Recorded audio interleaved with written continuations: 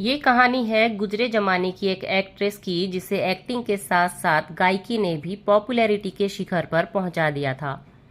इस अदाकारा ने भले ही बहुत लंबे समय तक फिल्मों में काम ना किया हो, लेकिन अपनी पहली ही फिल्म में इन्हें बेस्ट एक्ट्रेस के साथ बेस्ट फीमेल सिंगर का भी फिल्म फेयर अवार्ड मिला था। इस एक्ट्रेस ने खुद को एक ऐसी अभिनेत्री के तौर पर पेश किया जिसका करियर उनकी गायकी के दम पर आगे बढ़ा। इस अभिनेत्री ने अपनी पहली ही फिल्म में एक ऐसा गाना गाया जो हर सुनने वाले के सीधा दिल में उतर गया। उनकी आवाज में ऐसा दर्द और जादू था जिसे आज भी वो गाना सुनकर महसूस किया जा सकता है। इस खूबसूरत अदाकारा का नाम है सलमा आगा और जिस गाने की हम बात कर रहे हैं वो था फिल्म निकाह का गाना दिल के अरमां आंसुओं में बह गए। उनकी पहली ही फिल्म सुपर डुपर हिट थी और सलमा आगा बॉलीवुड में आंधी की तरह छा गई थी। बावजूद इसके सलमा आगा का करियर बॉलीवुड में फ्लॉप ही रहा। मानो उनका गाना दिल के अरमां आंसुओं में बह गए उनके जीवन के लिए ही बना था। सलमा आगा ने 3 शादियां की लेकिन हर बार अकेली ही रही। तो चलिए आज हम आपको सलमा आगा के जीवन के उतार चढ़ाव से रूबरू करवाते हैं। वो कैसे फिल्मों में आई, कैसे उनका करियर तबाह हुआ और आजकल वो कहाँ है और किस हाल में जी रही हैं। सलमा आगा का जन्म 25 अक्टूबर 1956 को पाकिस्तान के कराची शहर में हुआ था। उनके बचपन का कुछ समय भारत में बीता, लेकिन बाद में उनकी परवरिश और पढ़ाई लिखाई लंदन में हुई, इसलिए मूलतः वो ब्रिटिश नागरिक रही। हालांकि साल 2016 में सलमा आगा भारतीय नागरिकता को पाने में सफल रही। सलमा आगा की कई पीढ़ियां हिंदी फिल्मों से जुड़ी रही हैं। उनका नाता राज कपूर के खानदान से भी है।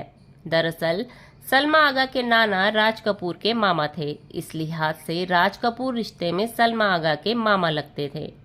30 के दशक में जो सबसे पहली हीर रांझा फिल्म बनी थी उसमें सलमा आगा के नाना जुगल किशोर मेहरा ने रांझा और उनकी नानी ने हीर का किरदार निभाया था। सलमा आगा की मां नसरीन भी एक्ट्रेस रह चुकी थी। उन्होंने मशहूर फिल्म शाहजहां में काम किया था जिसमें जब दिल ही टूट गया जैसा मशहूर गाना था। सलमा के पिता का अमृतसर में बार था। वो ईरानी मूल के थे और ड्राई फ्रूट्स का बिजनेस भी करते थे, जिससे उनका लंदन आना जाना लगा रहता था। इसलिए बाद में सलमा आगा का पूरा परिवार लंदन में शिफ्ट हो गया। क्योंकि सलमा आगा पहले से ही फिल्मी परिवार से ताल्लुक रखती थी, इसलिए वो एक्टिंग में ही करियर बनाना चाहती थी। साथ ही उन्हें गायकी का भी शौक था, इसलिए वो गायिका के तौर पर भी नाम कमाना चाहती थी। सलमा आगा को अपनी पहली फिल्म निकाह लंदन में ही ऑफर हुई थी। दरअसल राज कपूर ने ऋषि कपूर और नीतू सिंह की शादी की रिसेप्शन पार्टी लंदन में दी थी, जिसमें उन्होंने बॉलीवुड के तमाम दिग्गजों के साथ साथ सलमा आगा की मां को भी आमंत्रित किया था। और ऐसी पार्टियों में अक्सर निर्माता और निर्देशक नए नए चेहरों की तलाश में रहते हैं। इसी दौरान राज कपूर ने बताया कि वो अपनी अगली फिल्म हिना के लिए एक पाकिस्तानी अभिनेत्री की तलाश में हैं। वहीं B.R. चोपड़ा ने भी बताया कि वो एक मुस्लिम पृष्ठभूमि वाली फिल्म के लिए एक मुस्लिम अभिनेत्री की तलाश कर रहे हैं, क्योंकि उन्हें लगता था कि इस कहानी के साथ एक मुस्लिम अदाकारा ही ज्यादा न्याय कर पाएगी। किसी तरह से ये बात सलमा आगा तक पहुंच गई और वो अपनी किस्मत आजमाने मुंबई आ गई। गोरी चिट्टी सलमा आगा की बिलौरी आंखें जहां उनकी खूबसूरती में 4 चांद लगा रही थी, वहीं उनकी गायकी भी B.R. चोपड़ा और संगीतकार रवि को भा गई और B.R. चोपड़ा ने उन्हें अपनी फिल्म के लिए साइन कर लिया। लेकिन इस फिल्म को लेकर काफी ज्यादा कंट्रोवर्सी भी हुई। दरअसल इस फिल्म का नाम पहले तलाक तलाक तलाक रखा गया था। इस नाम को लेकर भारत और पाकिस्तान के मुसलमानों ने काफी ज्यादा बवाल किया और इस फिल्म का नाम बदलकर निकाह कर दिया गया। इस फिल्म में सलमा आगा के साथ राज बब्बर और दीपक पराशर ने काम किया था। संगीतकार रवि ने इस फिल्म के सारे गाने सलमा आगा से ही गवाने का फैसला लिया। इस तरह नूरजहां और सुरैया के बाद सलमा आगा ऐसी अभिनेत्री बनी जिन्होंने अपने गाने खुद गाए। साल 1982 में फिल्म निकाह रिलीज हुई और फिल्म ने सफलता के झंडे गाड़ दिए। पति को बेइंतहा प्यार करने वाली और उसकी बेरुखी से परेशान होने वाली पत्नी का किरदार सलमा आगा ने बखूबी निभाया। जो देखने वालों के दिलों को छू गया। दिल के अरमां आंसुओं में बह गए और फजा भी है जवा जवा। दिल की यह आरजू थी कि कोई दिलरुबा मिले, उनके गाए हर गाने ने धूम मचा दी थी। इस तरह फिल्म के सफल होते ही सलमा के पास निर्माताओं की लाइन लग गई और सलमा ने मुंबई में ही बसने का फैसला कर लिया।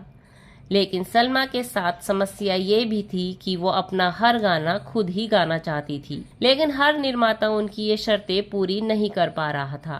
साथ ही इश्क मोहब्बत ने भी उनके करियर पर ग्रहण लगाने का काम किया।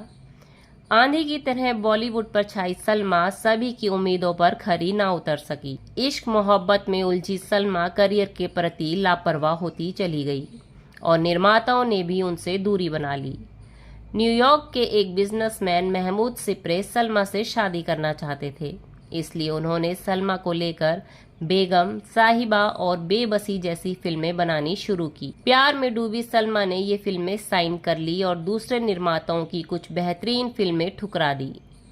कुछ ही समय में दोनों ने शादी कर ली। शादी के बाद महमूद सिप्रे के सिर से इश्क का भूत उतर गया और महमूद सिप्रे ने तलाक ले लिया और उनकी फिल्में भी पूरी नहीं हो पाई।